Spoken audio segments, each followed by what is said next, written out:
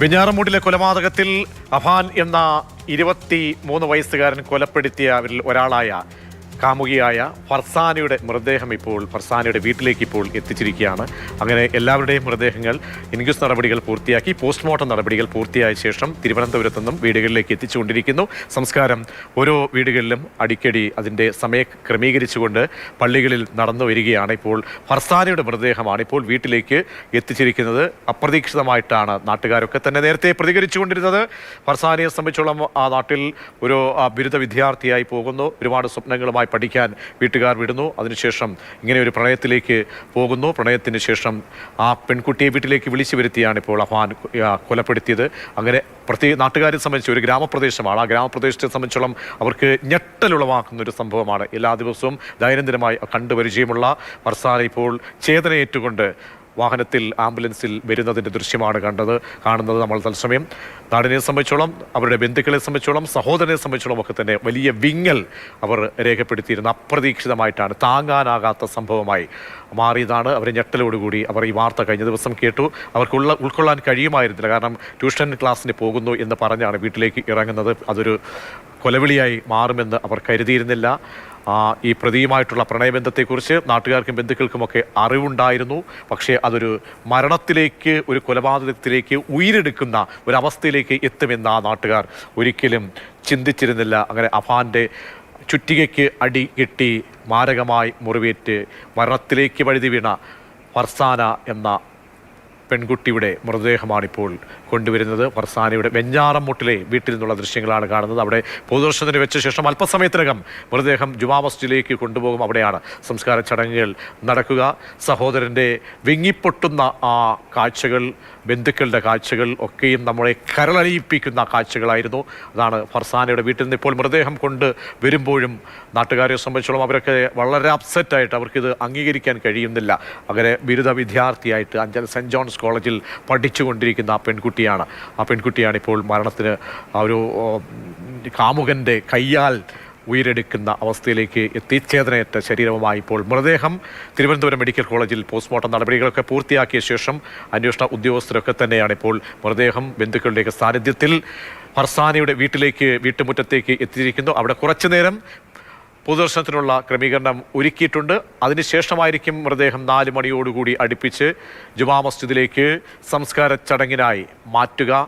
അങ്ങനെ മതപരമായിട്ടുള്ള ചടങ്ങുകളൊക്കെ പൂർത്തീകരിച്ചുകൊണ്ട് സംസ്കാര ചടങ്ങുകൾ പൂർത്തീകരിക്കുക. വളരെ തുച്ഛമായ സമയം മാത്രമേ പൊതുദർശനത്തിന് ഉള്ളൂ. AK സ്റ്റെഫിൻ വീട്ടിൽ നിന്നും ചേരുന്നുണ്ട്. സ്റ്റെഫിൻ, ഇനി കുറച്ച് സമയം മാത്രമേ ഉണ്ടായിരിക്കുകയുള്ളൂ മൃതദേഹം കാണാനുള്ള അവസരം, അല്ലേ? എത്രത്തോളം ആളുകളുണ്ട്? വൈകാരികമായ നിമിഷങ്ങൾ.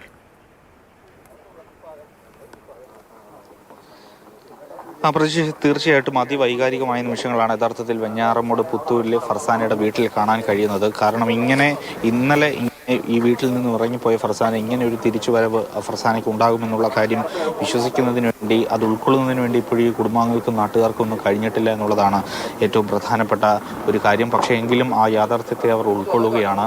വലിയ വിഷമത്തിലാണ് ഈ കുടുംബമാകെ ഉള്ളത്. കാരണം ഫർസാന മിടുക്കിയായിരുന്നു. ഫർസാനയെ ക്കുന്നതിനെ കുറിച്ച് ഒക്കെ വളരെയധികം പ്രതീക്ഷകളുണ്ടായിരുന്നു. വലിയ ജീവിതത്തെക്കുറിച്ചൊരു പ്രതീക്ഷ ഉണ്ടായിരുന്നു. അതോടൊപ്പം ഇവിടെ നിന്നും ഏതാണ്ട് കിലോമീറ്ററുകൾ അപ്പുറം സെൻറ്റ് ജോൺസ് കോളേജിൽ, അഞ്ചൽ സെൻറ്റ് ജോൺസ് കോളേജിൽ ദിവസവും പോയി പഠിച്ച് ഒരു കുട്ടിയായിരുന്നു. ഒപ്പം തന്നെ മാതാപിതാക്കൾക്കും നാട്ടുകാർക്കും എല്ലാം വലിയൊരു പ്രതീക്ഷ ഫർസാനയെ കുറിച്ചുണ്ടായിരുന്നു. കാരണം അത്രയധികം മിടുക്കിയ പഠിക്കുന്ന ഒരു വിദ്യാർത്ഥിയാണ്. അതോടൊപ്പം എല്ലാവർക്കും നമ്മൾ ഇങ്ങനെ ഓരോരുത്തരോട് സംസാരിക്കുമ്പോൾ അവർക്കെല്ലാം നല്ല അഭിപ്രായമാണ്, കുടുംബത്തെ പറ്റി നല്ല അഭിപ്രായമാണ്. ഒപ്പം സഹോദരൻ 10ാം ക്ലാസ്സിലാണ് പഠിക്കുന്നത്. അതും വളരെയധികം വലുതായിരുന്നു. അതുകൊണ്ട് തന്നെ ഇത് ഉൾക്കൊള്ളുന്നതിന് വേണ്ടി കുടുംബത്തിന് എപ്പോഴും എല്ലാം പൂർത്തിയാക്കിക്കൊണ്ട് ഇപ്പോൾ ഈ മൃതദേഹം ഇങ്ങോട്ടേക്ക് കൊണ്ടുവന്നിട്ടുണ്ട്. അല്പനേരം മാത്രമേ ഫർസാനയുടെ വെഞ്ഞാറമൂട്ടിലെ വീട്ടിൽ നിന്നുള്ള തത്സമയ ദൃശ്യങ്ങളാണ് പ്രിയപ്പെട്ട പ്രേക്ഷകർ കാണുന്നത്. ഫർസാനയുടെ മൃതദേഹം ഇപ്പോൾ വീട്ടിലേക്ക് എത്തിച്ചിരിക്കുന്നു. തിരുവനന്തപുരം മെഡിക്കൽ കോളേജിൽ നിന്നും പോസ്റ്റ്മോർട്ടം നടപടികൾ പൂർത്തിയാക്കിയ ശേഷം ബന്ധുക്കളുടെയും നാട്ടുകാരുടെയൊക്കെ തന്നെ നേതൃത്വത്തിലാണ് ഇപ്പോൾ മൃതദേഹം ആംബുലൻസിൽ വീട്ടിലേക്ക് എത്തിയിരിക്കുന്നത്. അല്പസമയം കൂടി വീട്ടിൽ പൊതുദർശനം അനുവദിച്ചിട്ടുണ്ട്. പിന്നീടായിരിക്കും സമീപമുള്ള ജുമാ മസ്ജിദിലേക്ക് മാറ്റുക. അവിടെയായിരിക്കും സംസ്കാര ചടങ്ങുകൾ പൂർത്തീകരിക്കുക. ബന്ധുക്കളും നാട്ടുകാരും പൊതുപ്രവർത്തകരും ഒക്കെ തന്നെ അനുശോചനം അർപ്പിക്കാൻ വീട്ടിലേക്ക് അന്ത്യാഞ്ജലി അർപ്പിക്കാൻ എത്തുന്നുണ്ട്. സഹപാഠികളൊക്കെ തന്നെ എത്തുന്നുണ്ട്. അഞ്ചൽ സെൻറ് ജോൺസ് കോളേജിൽ ബിരുദ വിദ്യാർത്ഥിയായിരുന്നു ഫർസാനയുടെ അപ്രതീക്ഷിതമായിട്ടുള്ള മരണം നാടിനെയും സഹപാഠികളെയും ഉറ്റവരെയും ഒക്കെ തന്നെ വല്ലാത്തൊരു വിങ്ങലിലേക്ക്, പ്രത്യേകിച്ച് അറിയാത്തവർക്ക് പോലും വലിയ രീതിയിൽ ആ മുഖം കാണുമ്പോൾ, കാരണം പെട്ടെന്നുള്ള ഒരു ദുർഗതി അതിന് ഇരയാകേണ്ടി വന്നു. അതും പ്രണയിച്ച വ്യക്തിയിൽ നിന്ന് തന്നെ ഇങ്ങനെ ഒരു ആഘാതം ഏൽക്കേണ്ടി വന്നു, മരണത്തിന് കീഴടങ്ങേണ്ടി വന്നു. അത് അത്യപൂർവമായിട്ടുള്ള ഒരു സന്ദർഭമാണ് ഈ നാട്ടുകാരും ഏറ്റുവാങ്ങുന്നത്, അവരും അനുഭവിച്ചു കൊണ്ടിരിക്കുന്നത്. എ.കെ. സ്റ്റെഫിൻ ചേരുന്നുണ്ട്. സ്റ്റെഫിൻ, പറയാം.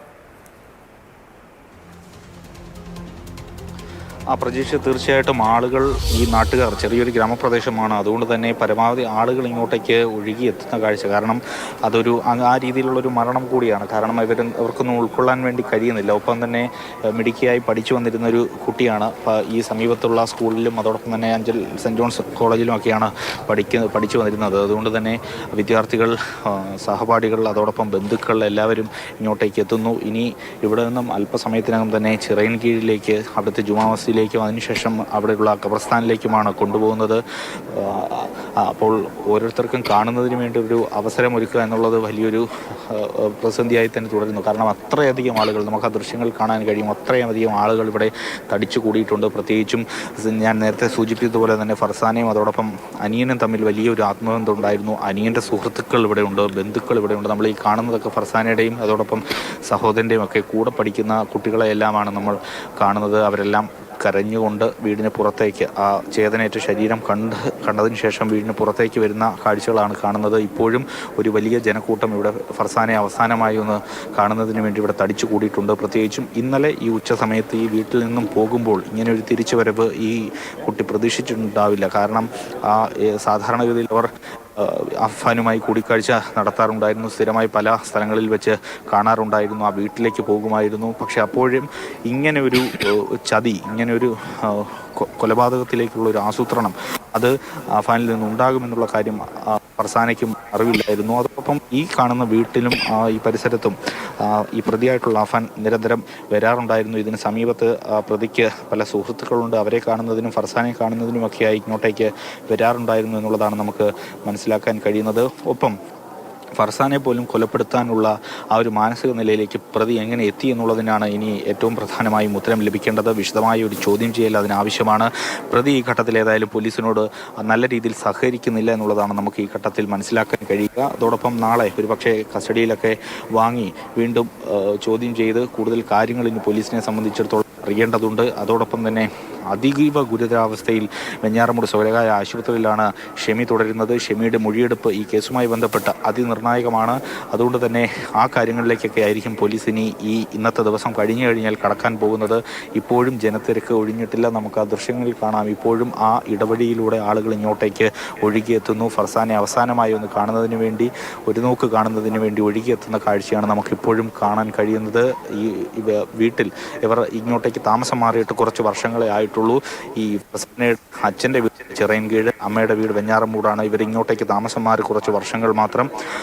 അതിനിടയിൽ ഈ നാടുമായും ഈ നാട്ടിലെ ആളുകളുമൊക്കെയായി വലിയ രീതിയിലുള്ളൊരു സഹകരണം ഈ കുടുംബത്തിൻ്റെ ഭാഗത്തു നിന്നും ഉണ്ടായിരുന്നു. അതോടൊപ്പം നാട്ടുകാരോടൊക്കെ നമ്മൾ സംസാരിക്കുമ്പോൾ അവർക്കെല്ലാം പറയാനുള്ളത് ഫർസാനയുടെയും സഹോദരൻ്റെയും ഒക്കെ ആ ഒരു സ്നേഹബന്ധത്തെക്കുറിച്ചാണ്. അവർ തമ്മിൽ വലിയ തോതിലുള്ളൊരു അടുപ്പം, ഒരു ബന്ധം, ആത്മബന്ധം ഉണ്ടായിരുന്നു. പക്ഷേ ആ പ്രതിയുടെ കഴിഞ്ഞാൽ സ്വന്തം സഹോദരനെ പോലും കൊലപ്പെടുത്തുന്ന അതിനിഷ്ഠൂരമായ സാഹചര്യത്തിലേക്ക് ആ ഒരു മനസ്സിനുടമയായി ആ പ്രതി മാറുന്ന ഒരു സ്ഥിതിയുണ്ട്.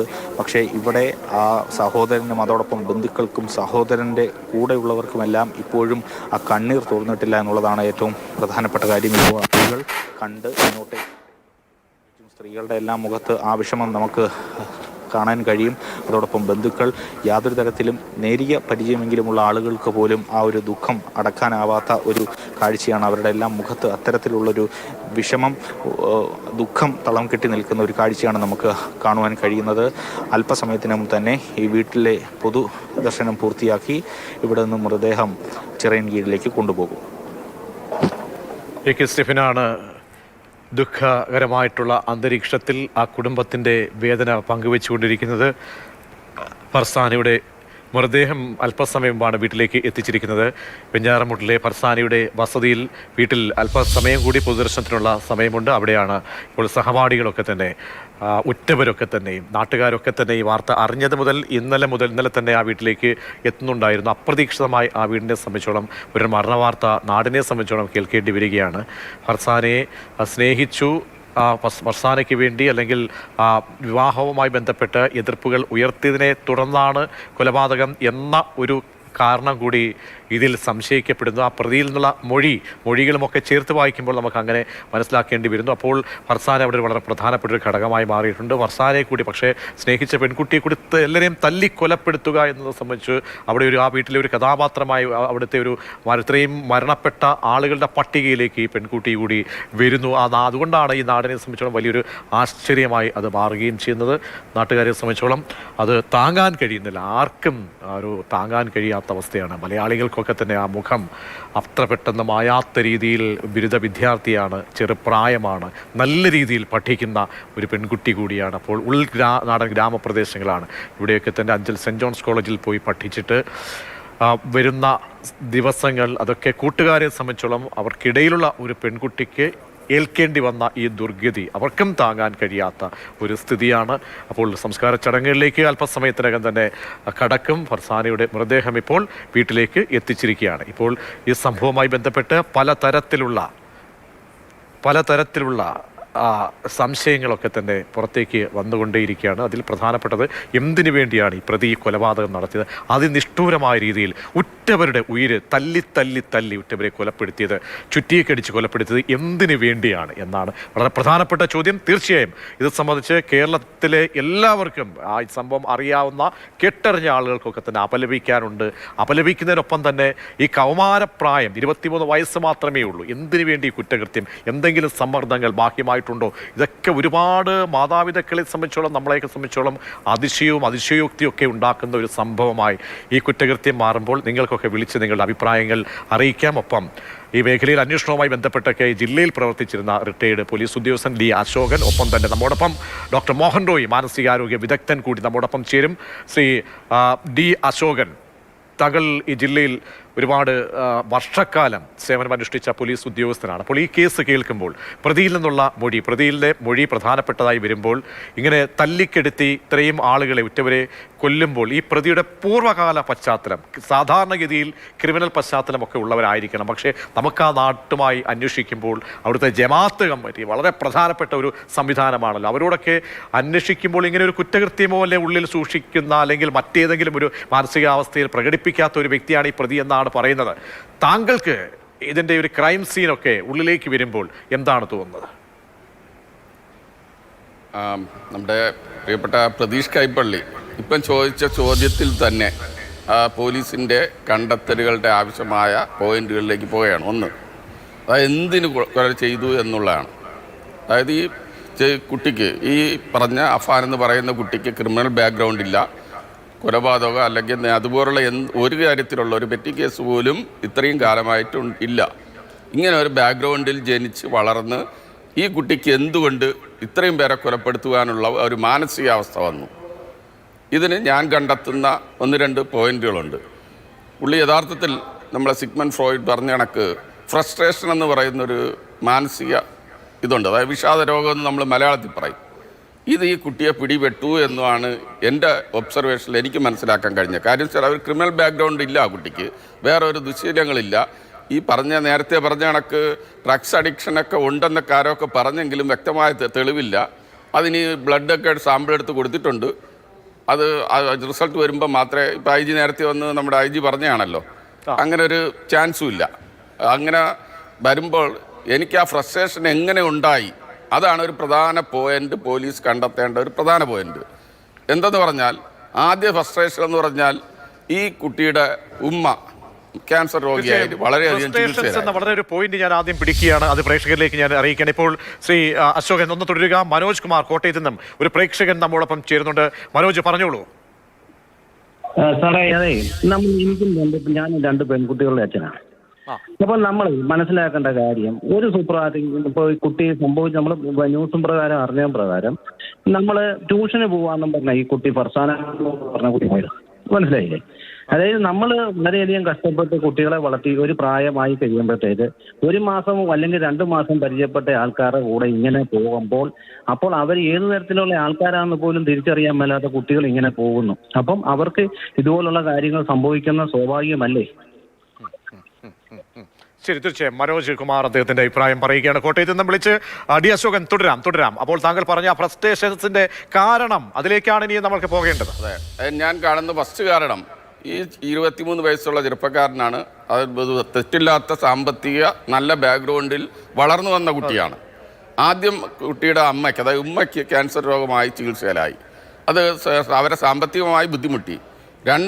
ഉപ്പ രണ്ട് മൂന്ന് കടകളുണ്ടായിരുന്നു ഗൾഫിൽ, ബിസിനസ് ചെയ്ത് സാമ്പത്തികമായി ഈ പ്രത്യേകിച്ചും കോവിഡ് സമയത്തെന്നൊക്കെ പറയുന്നുണ്ട്, അതിലൂടെ വന്ന് സാമ്പത്തിക ബാധ്യതയായി ഇപ്പോൾ മരണത്തിന് പോലും വരാത്ത രീതിയിൽ അവിടുത്തെ കടബാധ്യതയിൽ കുടുങ്ങിപ്പോയി. ഈ കുട്ടി നേരത്തെ 1 മാസം മുമ്പ് ഗൾഫിൽ പോയി തിരിച്ചു വന്നതാണ്.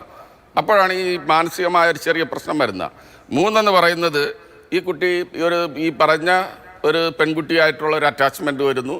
ആ പെൺകുട്ടിയെ കല്യാണം കഴിക്കുന്ന കാര്യത്തിൽ ആദ്യം വന്ന് ഏറ്റവും കൂടുതൽ ഈ നാട്ടിൽ ഈ കുട്ടിയുടെ ലോക്കൽ ഗാർഡിയൻ എന്ന് പറയുന്നത് വലിയപ്പയും വലിയമ്മയാണ്. അതായത് പ്രത്യേകിച്ച് ലത്തീഫാണ് ഇതിനകത്ത് ഇദ്ദേഹത്തിന് എല്ലാവിധ ഉപദേശങ്ങളും, കാരണം ഉപ്പ ഗൾഫിലാണല്ലോ, ലത്തീഫാണ് എല്ലാ ഉപദേശകരും എല്ലാമായി. തീർച്ചയായും ഒരു കാര്യം നമുക്കിപ്പോൾ ഇതിന്റെ കഥ ഏകദേശം നമുക്ക് വ്യക്തമായി കഴിഞ്ഞു. അവിടെ ഒരു വളരെ പ്രധാനപ്പെട്ട ഒരു പോയിന്റായി ഈ പ്രണയം മാറുന്നുണ്ടോ, ഈ പെൺകുട്ടി മാറുന്നുണ്ടോ, ഈ പെൺകുട്ടിയുമായി ബന്ധപ്പെട്ട്. കാരണം ഈ സാമ്പത്തികമായിട്ട് ഒരു നിവർന്നു നിൽക്കാൻ കഴിയാത്ത ഒരു അവസ്ഥയിലാകുമ്പോൾ അവർ ഉപദേശങ്ങളൊക്കെ നൽകും. വീട്ടുകാർ സ്വാഭാവികമായും നൽകുമല്ലോ, കാരണം ചെറുപ്രായമാണ്, നിനക്ക് ജീവിക്കേണ്ടതില്ലേ, നിനക്കൊരു തൊഴിലായോ എന്നൊക്കെ ചോദിക്കും. അമ്മയും രക്ഷകർത്താക്കളൊക്കെ അവർ ചോദിക്കാൻ ബാധ്യസ്ഥരാണ്. അപ്പോൾ അവിടെ അതൊരു ഘടകമായിട്ടുണ്ടോ? പിന്നീട് മുത്തശ്ശിയെ കൊലപ്പെടുത്തുന്നു, അതെന്നാണ് തുടക്കം. അവിടെയാണ് സാമ്പത്തികത്തിന്റെ കണ്ണി വരുന്നത്. അപ്പോൾ ഇവിടെ ഈ പ്രണയം ഒരു പ്രധാനപ്പെട്ട ഒരു ഫാക്ടറാണല്ലേ? തീർച്ചയായും. കാര്യമെന്നാൽ അവന് ഏറ്റവും കൂടുതൽ ഇഷ്ടപ്പെട്ട ഈ 2 വ്യക്തികളെന്ന് പറയുന്നത് ഈ പെൺകുട്ടിയും സ്വന്തം അനുജനുമാണ്. ബാക്കിയെല്ലാം ഇവന് ഉപദേശകരായിട്ടും ഇവനെ ചിലപ്പം മാനസികമായി ഇവൻ്റെ കാര്യങ്ങളിലൊക്കെ ഡയറക്റ്റ് ഇടപെടുന്നവരാണ്. എന്തിനീ പെൺകുട്ടി ഫർസാനയും ഈ പറഞ്ഞ ഈ അഫ്സാനെയും ഏറ്റവും കൂടുതൽ ഇഷ്ടപ്പെട്ടുകൊണ്ടിരുന്ന ഈ 2 വ്യക്തികൾ അവൻ എന്തായാലും മരിച്ച് ഈ 3 കൊലപാതകം നടത്തി ജയിലിൽ പോകുന്നവന് മാനസികമായി തോന്നിക്കാണും. എങ്കിൽ പിന്നെ അവൻ്റെ ഒരു പൊസസീവ് മൈൻഡ് എന്ന് പറയും. ഈ മൈൻഡിൽ എങ്കിൽ പിന്നെ അവൾ ഇനി വേറെ ജീവിക്കേണ്ട, എനിക്ക് ഏറ്റവും വേണ്ടപ്പെട്ട അവളെ കൂടെ വിളിച്ചു വരുത്തി സ്വന്തം വീട്ടിൽ വിളിച്ചു വരുത്തി കൊലപാതകം ചെയ്യുന്നു. അവൻ ഏറ്റവും കൂടുതൽ ഇഷ്ടം അവസാനം വരെ കുഴിമന്തി വരെ വാങ്ങിച്ചു കൊണ്ടുകൊടുത്ത പ്രതികരണങ്ങൾ വളരെ പ്രധാനപ്പെട്ട. വിൽസൺ എറണാകുളത്ത് നിന്ന് ഒരു പ്രേക്ഷകൻ ചേർന്നോ? വിൽസൺ, പറഞ്ഞോളൂ താങ്കളുടെ അഭിപ്രായം. എന്റെ അഭിപ്രായം എനിക്ക് ഡി അശോകൻ സാറിനോടാണ് പറയാനുള്ളത്.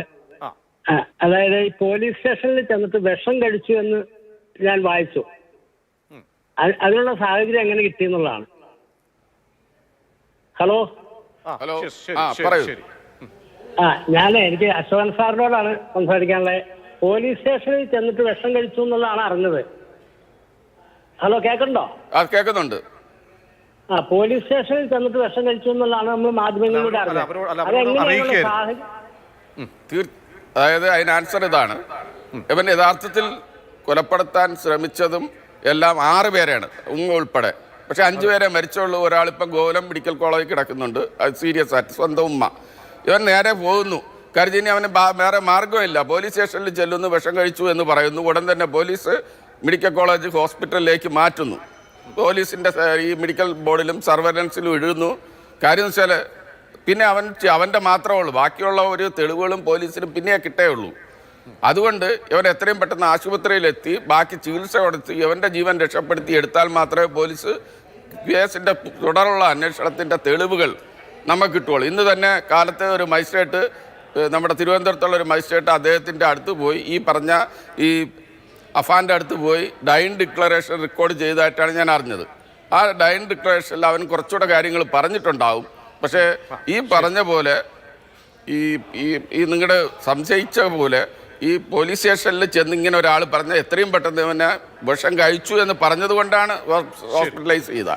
അവിടെ വേറെ ഡിലേ ഒരിക്കലും ഉണ്ടാവാൻ പാടില്ല. മടങ്ങിയെത്താം. ഡോക്ടർ മോഹൻ റോയ്, എന്തുകൊണ്ടാണ് ഈ നാട്ടിൽ നമ്മൾ ഇങ്ങനെ എത്രയോ സംഭവങ്ങൾ നമ്മൾ ഇതേപോലെ അഭിപ്രായങ്ങളും പ്രേക്ഷകരുടെയൊക്കെ പ്രതികരണങ്ങൾ അടുത്തിടെ ഇങ്ങനെ തേടിക്കൊണ്ടിരിക്കുമ്പോഴാണ് വളരെ ഞെട്ടലുടമാക്കുന്ന രീതിയിൽ കൗമാരക്കാരൻ 23 വയസ്സുകാരൻ ഉറ്റവരെ കൊലപ്പെടുത്തുന്നു. അതിൻ്റെ കാരണങ്ങൾ തിരയുമ്പോൾ പല അത്ഭുതങ്ങളും നമുക്ക് തോന്നുന്ന ജീവിത ചുറ്റുപാടുകളുണ്ട്, പശ്ചാത്തലമില്ല, ക്രിമിനൽ സാഹചര്യങ്ങളില്ല എന്ന് നാട്ടുകാർ ഒന്നടങ്കം പറയുന്നു. എന്ത് പറ്റുന്നു ശ്രീ മോഹൻ റോയ് കൗമാരത്തിന്, പ്രത്യേകിച്ച് അഫാന്റെ കാര്യത്തിൽ? അല്ല, നമുക്കിത് മനസ്സിലാക്കേണ്ടത് ഈ കുറ്റകൃത്യങ്ങൾ ഒരിക്കലും നമുക്കൊരു ഏകമുഖ പ്രതിഭാസമല്ല. ഒറ്റ കാരണം കൊണ്ടൊരു കുറ്റകൃത്യത്തിലേക്ക് അങ്ങനെയുള്ള കുറ്റകൃത്യങ്ങൾ ഉണ്ടാവാറുണ്ട്. പക്ഷേ ഇത് പല ഘടകങ്ങളുണ്ട്. ഈ പല ഘടകങ്ങൾ നമ്മൾ പരിശോധിക്കുമ്പോൾ എനിക്ക് തോന്നുന്നു ശ്രീ പ്രതീഷിന് ഓർമ്മയുണ്ടാവും, ഈ വർഷം നമ്മൾ ന്യൂ ഇയർ തുടങ്ങിയത് തന്നെ ഒരു 14 വയസ്സുള്ള ഒരാൾ 25 വയസ്സായ ഒരാളെ കുത്തിക്കൊന്ന ഒരു സംഭവം ആയിട്ടാണ് ഈ 2025 ജനുവരി 1 തുടങ്ങുന്നത്. അതിനുശേഷം ഇങ്ങോട്ടുള്ള പരമ്പരകൾ നോക്കിക്കഴിഞ്ഞാൽ നമ്മൾ ഈ വർഷം യഥാർത്ഥത്തിൽ ഒരു മലയാള പ്രസിദ്ധീകരണം ഭാഷയ്ക്ക് കൊടുത്തൊരു വാക്കുണ്ട്, തന്ത വൈബ് എന്നാണ്. തന്ത വൈബ് അതോടൊപ്പം ചേർന്നൊരു തള്ള വൈബ് എന്ന് നമ്മൾ പറയുന്നത് ഈ മുതിർന്ന ആൾക്കാരുടെയൊക്കെ ആറ്റിറ്റ്യൂഡിനെയൊക്കെ കാണിക്കാനായിട്ടാണ്. പക്ഷേ എനിക്ക് തോന്നുന്നു ഇതിപ്പോൾ ഒരു ന്യൂജൻ വൈബായി മാറിയിരിക്കുകയാണ്. കഴിഞ്ഞ ഇന്ന് ഇപ്പോൾ 25-ാം തീയതി വരെയുള്ള എനിക്ക് തോന്നുന്നു ജനുവരി, മാധ്യമപ്രവർത്തകർക്ക് പഠന വിഷയമാക്കാവുന്നതാണ്. ജനുവരി 1 മുതൽ ഈ ഫെബ്രുവരി 25 വരെ നടന്നിട്ടുള്ള ഈ കൊലപാതകങ്ങൾ എനിക്ക് തോന്നുന്നു കേരളത്തിൻ്റെ ചരിത്രത്തിൽ തന്നെ ഏറ്റവും ക്രൂരവും നിഷ്ഠൂരവുമായ കൊലപാതകങ്ങളായിരിക്കും. ഇതിൽ പല ഘടകങ്ങളാണ് ഒരു കുറ്റകൃത്യത്തിലേക്ക് നയിക്കുന്നത്. തീർച്ചയായും ആ ഘടകങ്ങളിലേക്ക് പോകുമ്പോൾ ഒരു പ്രേക്ഷകന്റെ കൂടി പ്രതികരണം ആഡ് ചെയ്ത് പോകാം. ഉണ്ണികൃഷ്ണൻ പോത്തൻകോട് എന്നും ഏകദേശം ഈ ചുറ്റുപാടിലൊക്കെ ഉള്ള മനുഷ്യനാണ്. ശ്രീ ഉണ്ണികൃഷ്ണൻ പറഞ്ഞോളൂ. അല്ല, ഞങ്ങൾക്ക് ഈ പയ്യനെ പല പ്രാവശ്യം കണ്ടിട്ടൊക്കെ ഉണ്ട്, ബുള്ളറ്റിലൊക്കെ വരുന്നതും പിന്നെ ഒരുപാട് തവണ കണ്ടിട്ടുണ്ട്. പരിചയമൊന്നുമില്ല, ഒരുപാട് തവണ കണ്ടിട്ടുള്ള ഒരു ഇത് മാത്രമേ ഉള്ളൂ. പക്ഷേ ഇത് ഈ അടുത്ത കാലങ്ങളിൽ വരുന്ന എനിക്ക് ആ പിന്നെ ഡോക്ടറടുത്താണ് ചോദിക്കാനുള്ളത്. കാര്യം പറഞ്ഞാൽ ഈ അടുത്ത കാലങ്ങളിലായിട്ട് വരുന്ന കൊലപാതകങ്ങൾ മുഴുവൻ ഈ മയക്കുമരുന്നിന് അടിമയായിട്ടുള്ള ഇതാണ് വന്നുകൊണ്ടിരിക്കുന്നത് മുഴുവനായിട്ടും. എവിടെ ഏത് കുട്ടി ആരെ കൊലപ്പെടുത്തിയിട്ടുണ്ടെങ്കിലും അതിന്റെ പിന്നിൽ മയക്കുമരുന്നാണ്. നമ്മുടെ നാട്ടിലാണെങ്കിൽ ഇപ്പൊ ഇത് സുലഭമായിട്ട് ഇഷ്ടം പോലെ എവിടെ തിരിഞ്ഞാലും ഏത് ഭാഗത്ത് പോയാലും കിട്ടുന്നതും ഇതുമാണ്. ചുരുക്കം പറഞ്ഞാൽ ഇന്ന് വീട്ടിലിരുന്നാൽ മതി, പുറത്തു പോകേണ്ട ആവശ്യം പോലുമില്ല ഈ മയക്കുമരുന്നെന്നുള്ള. ഈ മയക്കുമരുന്ന് ഉപയോഗിച്ച് കഴിഞ്ഞാൽ, ഞാനിത് പറയാൻ കാരണം സാറ്, ഞാനൊരു 4 വർഷം മുമ്പ് വരെ നല്ല രീതിയിൽ മദ്യപിക്കുന്ന ഒരു വ്യക്തിയായിരുന്നു. എനിക്ക് അന്നത്തെ എൻ്റെ മാനസികാവസ്ഥയും ഇന്നത്തെ എൻ്റെ മാനസികാവസ്ഥയും നല്ലവണ്ണം അറിയാവുന്ന ഒരു വ്യക്തി ആയതുകൊണ്ടാണ് ഞാൻ പറയുന്നത്. ഈ കൊലപാതകങ്ങൾ ഈ മദ്യപിച്ചും ഈ മയക്കുമരുന്നിന് അടിമയാവുന്ന കുട്ടികൾ അവരെന്താണ് ചെയ്യുന്നത് എന്നുള്ളത് അതിന്റെ ആ ഒരു ലഹരി വിട്ടു മാറുന്നത് വരെ അവരറിയുന്നില്ല. തീർച്ചയായും ഉണ്ണികൃഷ്ണൻ, അത് വളരെ പ്രധാനപ്പെട്ട ഒരു പോയിന്റാണ്. നമ്മൾ ഓരോ കൃത്യങ്ങളുടെയും പിന്നിൽ ഈ ലഹരി വളരെ പ്രധാനപ്പെട്ട ഒരു ഫാക്ടറായി വരികയും വന്നുകൊണ്ടിരിക്കുകയും ചെയ്യുകയാണ്. ഈ സംഭവത്തിൽ നമുക്ക് ലഹരി അല്ല എന്നൊരു ഫാക്ടറിലേക്ക് നമുക്ക് സ്വീകരിക്കാൻ കഴിയുന്ന ഒരു കാര്യവുമല്ല. ലഹരിയെ സംബന്ധിച്ച് പോലീസ് സംശയിക്കുന്നു, അതിന്റെ പരിശോധനകൾ നടത്തുകയും ചെയ്യുകയാണ്. വളരെയധികം നന്ദി ഉണ്ണികൃഷ്ണൻ.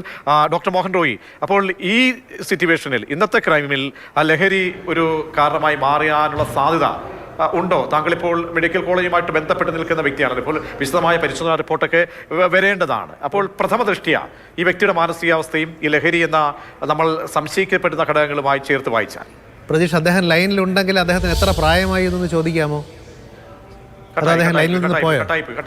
ശരി, അല്ല കുഴപ്പമില്ല. ഞാനത് പറയാൻ ഉദ്ദേശിക്കുന്നില്ല. അദ്ദേഹം ഒരു കാര്യം പറഞ്ഞില്ലേ, 4 വർഷം മുമ്പ് മദ്യപാനം നിർത്തിയ ഒരു വ്യക്തിയാണെന്ന്. അപ്പോൾ അതിൽ യഥാർത്ഥത്തിൽ അദ്ദേഹത്തെ ഒന്ന് അഭിനന്ദിക്കുകയാണ്. കാരണം ഒരു പൊതുമാധ്യമത്തിൽ വന്ന് ഞാനൊരു മദ്യപാനിയായിരുന്നു, അത് നിർത്തി എന്ന് പറയാനും കാണിച്ച ഒരു ആർജവത്തെ. 2, ഈ 4 വർഷം മുമ്പ് മദ്യപാനം നിർത്തിയ ഒരാൾ ഇപ്പോഴും വലിയ ആരോഗ്യ പ്രശ്നങ്ങളൊന്നും ഇല്ല എന്ന് ഞാൻ വിശ്വസിക്കുന്നു, അങ്ങനെ ഇരിക്കുന്നു എന്നുള്ളത്. പക്ഷേ നിർഭാഗ്യവശാൽ ഈ പുതിയ ലഹരികൾ ഒരിക്കലും അങ്ങനെയല്ല. നമ്മുടെ തന്നെ ഇപ്പോൾ അദ്ദേഹം പറയുന്നത് യഥാർത്ഥത്തിൽ കേരള സമൂഹത്തിൻ്റെ ഒരു പരിച്ഛേദമായിട്ടാണ് ഞാൻ അദ്ദേഹത്തെ കാണുന്നത്.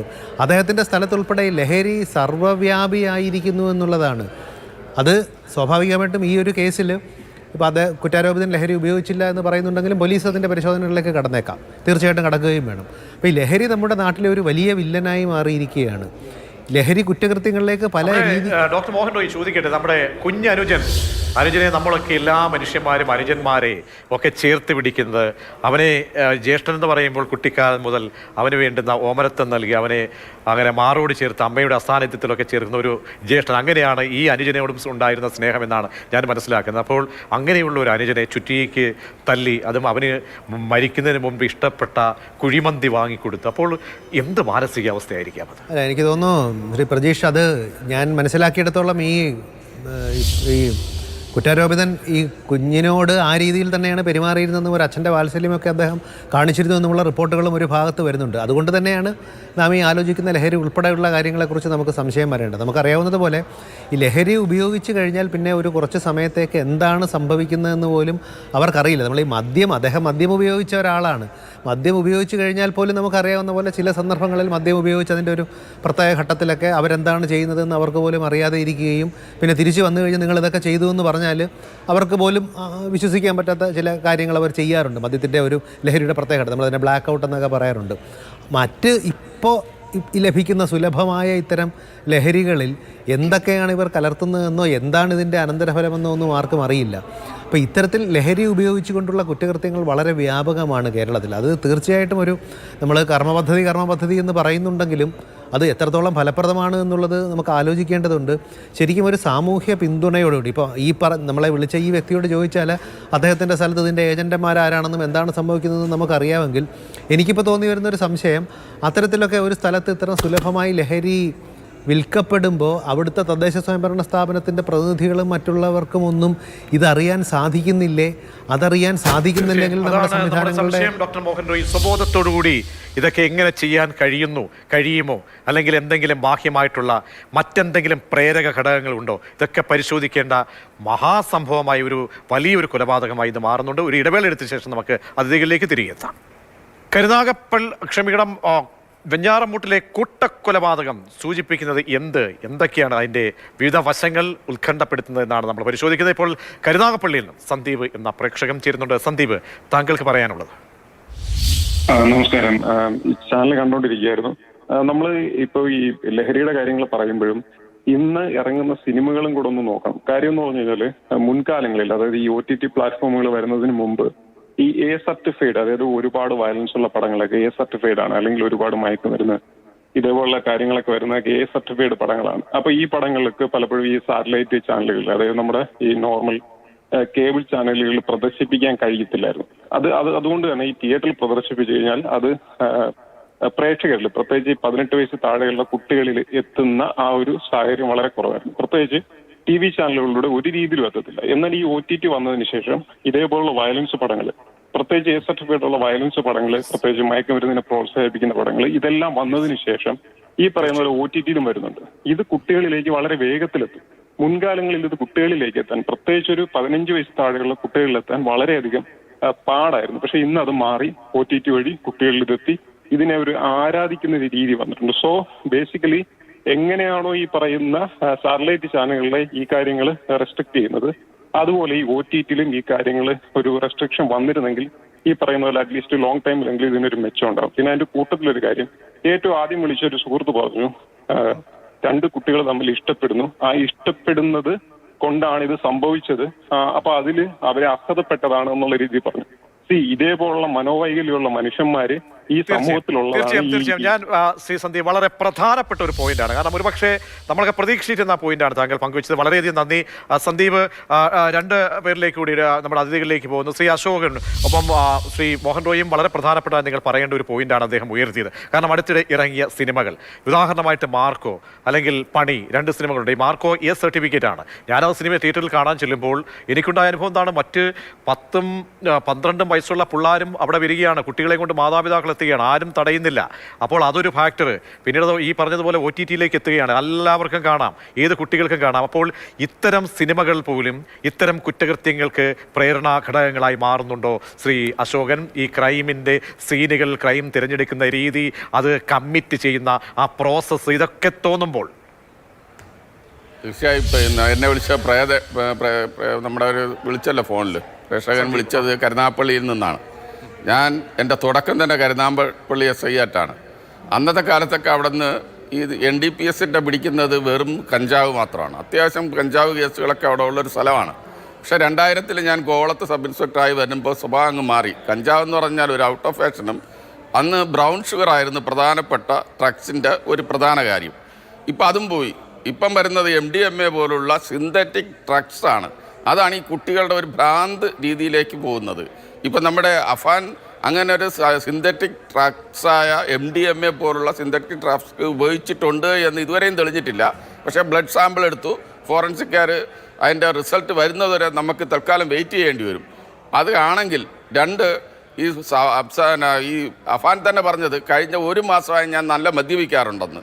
ഇതിനിടയ്ക്ക് പോലീസിൻ്റെ ചോദ്യം ചെയ്യലും ഇവനെ അറസ്റ്റ് ചെയ്യുമ്പോൾ ഇവൻ്റെ മാക്സിമം സിഗരറ്റ് വലിച്ച് തീർച്ചയായിട്ടും 2-3 പാക്കറ്റ് സിഗരറ്റ് കുറച്ച് ഷോർട്ട് പീരീഡ് കൊണ്ട് വലിച്ച് തീർച്ചയായിട്ടും ഇവൻ പറയുന്നുണ്ട്. പക്ഷേ ഇതുവരേക്കും ഈ പറഞ്ഞ കണക്ക് സിന്തറ്റിക് ഡ്രഗ്സ് പോലുള്ള MDMA പോലുള്ള സിന്തറ്റിക് ഡ്രഗ്സ് ഉപയോഗിച്ചായിട്ട് ഒരു തെളിവില്ല. പക്ഷേ ബ്ലഡ് സാമ്പിൾ എടുത്തിട്ടുണ്ട്, ലാബിൽ കൊടുത്തിട്ടുണ്ട്. തെളിഞ്ഞു കഴിഞ്ഞാൽ ഇവൻ ഈ പറഞ്ഞ പോലെ ഡ്രഗ്സിന് അടിമ ഇങ്ങനെ ഒരു 5 കൊലപാതകം ചെയ്യണമെങ്കിൽ ഒരു ഡ്രഗ്സ് അഡിക്റ്റിന് മാത്രമേ കാണൂ. അതല്ലെങ്കിൽ ഈ പറഞ്ഞ നേരത്തെ ഞാൻ പറഞ്ഞൊരു പോയിൻ്റ്, ഇവൻ ഫ്രസ്ട്രേഷൻ ഈ പറഞ്ഞ ഈ ആൾക്കാരെ എൻ്റെ അഭിപ്രായത്തിൽ ഇതിനിടയ്ക്ക് ഇവൻ ജീവിച്ചിരിക്കുകയും ഇവൻ്റെ വാപ്പ ഈ പറഞ്ഞ കണക്ക് ഗൾഫിൽ നിന്ന് തിരിച്ചു വന്നിരുന്നെങ്കിൽ ചിലപ്പോൾ അദ്ദേഹം ഒരു ടാർഗറ്റ് ആയനെ. അതിന് സംശയം വേണ്ട. കാരണം അദ്ദേഹത്തിൻ്റെ സാമ്പത്തിക ബുദ്ധിമുട്ടാണ് ഇവനൊരു ഫ്രസ്ട്രേഷൻ്റെ ഒരു പ്രധാന കാരണമായി ഞാൻ കണ്ടെത്തുന്ന ഈ ഒരു പ്രധാന കാരണം. അതുപോലെ തന്നെ ഉമ്മയ്ക്ക് എന്തായാലും ക്യാൻസർ രോഗിയാണ്. ഇനി ഉമ്മയുടെ ഹോസ്പിറ്റലിൽ ഇപ്പം കിടക്കുകയാണ്, ഗോകുലം മെഡിക്കൽസിൽ കിടക്കുകയാണ്. ഉമ്മയുടെ പ്രധാന സ്റ്റേറ്റ്മെൻറ്റും കൂടെ എടുക്കുമ്പോൾ ഇതിനൊരു ക്ലിയർ പിക്ചർ കിട്ടും. ഇവൻ്റെ ഡൈൻ റിക്വസ്റ്റ് ഇപ്പോൾ മജിസ്ട്രേറ്റ് വന്ന് റെക്കോർഡ് ചെയ്തു കാലത്തെ. അപ്പോൾ കറക്റ്റാണ് നമുക്ക് പോലീസിന് ആവശ്യമായ ഈ വലിയമ്മച്ചിയുടെ മാല മോട്ടിച്ച് കൊണ്ടുപോയി പണയം വെച്ച കട ഐഡൻറ്റിഫൈ ചെയ്തിട്ടുണ്ട്. ഇവൻ വാങ്ങിയ ചുറ്റിയൽ വാങ്ങിയ കട ഐഡൻറ്റിഫൈ ചെയ്തിട്ടുണ്ട്. പോലീസ് ഈ റിക്കവറി ആയിട്ട് ഇത് എടുത്തിട്ടുണ്ട്. ഈ ചുറ്റിക നമുക്ക് തെളിവുകളെല്ലാം പോലീസിന് അത്യാവശ്യം ഒരു സീക്വൻസായി വരുന്നുണ്ട്. പക്ഷേ പ്രധാനം നമ്മളിപ്പോഴും പോലീസിനെ അലട്ടുന്ന ഒരു പ്രശ്നം, ഇവൻ എന്തിനാണ് ഇത്രയും ചെയ്യാനുള്ള ധൈര്യം, എന്താണ് ഇവൻ്റെ പ്രധാന മോട്ടീവ്? ഫ്രസ്ട്രേഷനാന്ന് പറയുന്ന ഇതാണോ, അല്ലെങ്കിൽ ചിലപ്പോൾ ഈ പ്രേമനൈരാശ്യം എന്നൊക്കെ പലരും പറയുന്നുണ്ട്. പക്ഷേ പ്രേമനൈരാശ്യം എന്ന് പറഞ്ഞാൽ ഇവൻ്റെ വലിയപ്പനും ഈ ഉമ്മുമ്മ, അതായത് ഏറ്റവും വയസ്സായി, ഈ 2 പേരും അവനെ ഈ പ്രേമത്തിൻ്റെ ഇപ്പം വേണ്ട മോനെ, നിനക്കൊരു ജോലിയൊക്കെ ആയ ശേഷം മതി എന്ന് പറഞ്ഞ് ഉപദേശിക്കാറുണ്ട് സ്ഥിരം.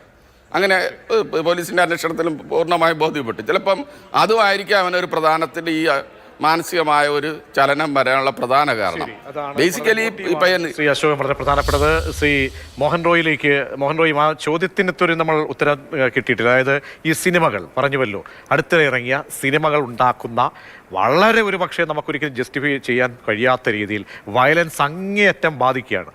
രക്തം ഇടിച്ചിടിച്ചും ഇപ്പോഴത്തെ ഇന്നത്തെ ക്രൈം സീൻ നോക്കുകയാണെങ്കിൽ ആ രീതിയിൽ അടുത്തിറങ്ങിയ സിനിമയ്ക്ക് തുല്യമായ രീതിയിൽ മുഖം വികൃതമാക്കി ഉറ്റവരുടെ തല്ലിക്കെടുത്തുകയാണ്. അപ്പോൾ അതൊക്കെ ഒരു നമ്മളെയൊക്കെ പ്രേരകമാകുന്നുണ്ടോ, സ്വാധീനിക്കപ്പെടുന്നുണ്ടോ ഈ കൗമാരക്കാരെയൊക്കെ? തീർച്ചയായിട്ടും പ്രജീഷ്, യഥാർത്ഥത്തിൽ ഇന്നലെ ഈ ചിത്രങ്ങൾ കാണാനിടയായ ഒരു ഗ്രൂപ്പിൽ നിന്ന് വന്ന് കാണാനിടയായ ഒരാൾ എന്നെ വിളിച്ചിട്ട് ഇന്ന് രാവിലെ പറഞ്ഞത് അദ്ദേഹത്തിന് ഇന്നലെ രാത്രി ഉറങ്ങാൻ സാധിച്ചില്ലെന്നാണ്. നമ്മളൊരു കാര്യം മനസ്സിലാക്കേണ്ടത്, ഇപ്പോൾ ഈ അടുത്ത കാലത്ത് ഇറങ്ങിയ ഒരു സിനിമയെക്കുറിച്ചാണ് നമ്മൾ സംസാരിക്കുന്നത്. പക്ഷേ പല സിനിമകളും ഇതുപോലെയുണ്ട്. നോക്കൂ, നമുക്കറിയാം ഈ ചലച്ചിത്രങ്ങളിൽ മദ്യപാനം ആരോഗ്യത്തിന് ഹാനികരമെന്ന് എഴുതണമെന്ന് നമുക്കറിയാം. പക്ഷേ 2.5 മണിക്കൂറുള്ള ഒരു ചിത്രത്തിൽ 2.25 മണിക്കൂർ മദ്യപിച്ചിട്ട് അത് എഴുതി വെക്കുന്നതിൽ കാര്യമുണ്ടോ എന്ന് നമ്മൾ പരിശോധിക്കേണ്ടതുണ്ട്. അതുപോലെ കുട്ടികൾക്കെതിരായിട്ടുള്ള വയലൻസ് പറ്റില്ല എന്ന് പറയുമ്പോൾ നോക്കൂ, ഒരു ചിത്രത്തിലൊക്കെ ഒരു കുഞ്ഞിനെ ഗ്യാസ് കുറ്റി കൊണ്ട് ഇടിച്ച് കൊല്ലുന്നു, ഗർഭിണിയുടെ വായിലേക്ക് കുത്തി ഇറക്കുന്നു, ഭ്രൂണത്തെ പുറത്തെടുക്കുന്നു. എന്നിട്ട് അതിൻ്റെ ഡയറക്ടർ ഒരു യൂട്യൂബ് ചാനലിൽ ഞാൻ കണ്ടതാണ്, വന്ന് ഒരു ചെറു പുഞ്ചിരിയോടുകൂടി പറയുകയാണ്, ഇതിനേക്കാൾ വലിയ വയലൻസ് ഒക്കെ അവിടെ ഉണ്ടായിരുന്നു, ഞങ്ങളതൊക്കെ അങ്ങ് കട്ട് ചെയ്ത് കളഞ്ഞതാണെന്ന്. നമുക്ക് ഇത്തരത്തിൽ ഇതിൻ്റെ ഒരു കുഴപ്പം എന്താണെന്ന് വെച്ചാൽ അതെ, അശോക് സാറിനൊക്കെ അറിയാം. എനിക്ക് തോന്നുന്നു സാറിനും നമ്മൾ ട്രെയിനിങ്ങിൻ്റെ സമയത്തൊക്കെ സാറിൻ്റെ കൂടെ ബാച്ചിലുണ്ടായിരുന്നവർ പലരും ഈ മോർച്ചറി പോയി നിൽക്കുമ്പോൾ ബുദ്ധിമുട്ടുണ്ടാവുകയും ശ്രദ്ധിക്കുകയും ചെയ്ത പല ഉദ്യോഗസ്ഥന്മാരും പിന്നെ നല്ല 1-ാം തരം ക്രൈം സീനുകളിൽ പോയി കഴിഞ്ഞാൽ ഒട്ടും പതറാതെ നിന്ന ഉദ്യോഗസ്ഥന്മാരെ സാറിന് അറിയാമല്ലോ. എൻ്റെ കൂടെ 1-ാം വർഷം MBBS പഠിച്ചപ്പോൾ അനാട്ടമി ഡിസെക്ഷൻ ഹാളിൽ കയറുമ്പോൾ ആദ്യം പതറിയവരുണ്ടായിരുന്നു. പക്ഷേ ഇപ്പോഴൊക്കെ അവർ സർജന്മാരായി ജോലി ചെയ്യുന്നുണ്ട്. അതുപോലെ നമ്മൾ ഈ വയലൻസ് റിപ്പീറ്റഡായിട്ട് കണ്ടു കഴിഞ്ഞാൽ നിങ്ങൾക്ക് അതിനോടുള്ള ഒരു സംവേദനക്ഷമത, സെൻസിറ്റിവിറ്റി കുറയും. പിന്നെ എന്തും കാണിക്കാമെന്നുള്ളൊരവസ്ഥയിലാവും. ഈ അടുത്ത കാലത്ത് ഇറങ്ങിയ ഒരു സിനിമ OTT-യിൽ എനിക്ക് കിട്ടിയ ഒരു പണിയിൽ ഈ കുത്തുന്ന രംഗമൊക്കെ എന്ന് വെച്ചാൽ ഇപ്പോൾ എന്ത് ആയുധങ്ങളാണ് നമ്മൾ ഉപയോഗിക്കുന്നത്. സിനിമയിലൊക്കെ വളരെ ക്ലോസ് റേഞ്ചിൽ നിന്ന് കുത്തുകയും ഒക്കെ ചെയ്യുന്നതാണ് കാണിക്കുന്നത്. നിങ്ങൾ ഈ 96-ന് ശേഷം ഇറങ്ങിയ ഒരു ജനറേഷനെ കുറിച്ച് സംസാരിക്കുന്നുണ്ടല്ലോ. അക്കാലത്ത് ഇറങ്ങിയ വീഡിയോ ഗെയിമുകൾ നിങ്ങളൊന്ന് പരിശോധിച്ചാൽ മതി. ഈ വീഡിയോ ഗെയിമുകളിലൊക്കെ തന്നെ കാണുന്ന രീതിയിലുള്ള കുറ്റകൃത്യങ്ങൾ സിനിമയിൽ കാണിച്ചാലേ യുവജനങ്ങളെ തിയേറ്ററിലേക്ക് ആകർഷിക്കാൻ സാധിക്കുകയുള്ളൂ എന്നൊക്കെ ഇവിടുത്തെ സംവിധായകന്മാരും ഈ സിനിമാ കഥ എഴുതുന്നവരൊക്കെ തീരുമാനിച്ചതിൻ്റെ ഒരു ഗതികേടും കൂടെ നമ്മൾ ഈ കണ്ടുകൊണ്ടിരിക്കുന്നത്. ഇത്തരത്തിലുള്ള കുറ്റകൃത്യങ്ങൾ റിപ്പീറ്റഡായി ചാനലിൽ കണ്ട് സെൻസിറ്റീവ്നെസ് നഷ്ടപ്പെട്ട ഒരു തലമുറയുടെ മുന്നിലാണ് നമ്മളൊക്കെ ജീവിക്കുന്നത് എന്നുള്ളത് എനിക്ക് തോന്നുന്നു നമ്മൾ 3 പേരും അങ്ങും ഞാനും സാറും ഈ ചാനൽ ചർച്ച കണ്ടുകൊണ്ടിരിക്കുന്ന എല്ലാവരും നമ്മൾ മനസ്സിലാക്കേണ്ടതുണ്ട്. തീർച്ചയായും അതാണ് വളരെ പ്രധാനപ്പെട്ട പോയിന്റ്. വളരെയധികം നന്ദി ശ്രീ അശോകനും ഒപ്പം തന്നെ ഡോക്ടർ മോഹൻ റോയും പ്രതികരിച്ചതിന്. ഈ വെഞ്ഞാറമ്മൂട്ടിലെ അരുങ്കൊല 5 പേരുടെ ജീവനെടുത്ത് ഒരാളിപ്പോൾ ആശുപത്രിയിൽ ജീവനോട് മല്ലടിച്ച് കിടക്കുകയാണ്. അത് അഫാൻ്റെ ഉമ്മയാണ്. അപ്പോൾ ഉറ്റവരെയൊക്കെ തന്നെ കൊലപ്പെടുത്തിയതിൻ്റെ എന്താണ് അതിൻ്റെ മോട്ടീവ് എന്താണ് പോലീസിനെ സംബന്ധിച്ചും കുഴയ്ക്കുന്ന കാര്യം. പക്ഷേ പ്രതിയുടെ കുറ്റസമ്മത മൊഴി ഒക്കെ തന്നെ പ്രധാനപ്പെട്ടതാണ്. ഇനിയുള്ള മൊഴി ഇൻ്ററഗേഷനൊക്കെ നടന്നുകൊണ്ടിരിക്കുന്നു.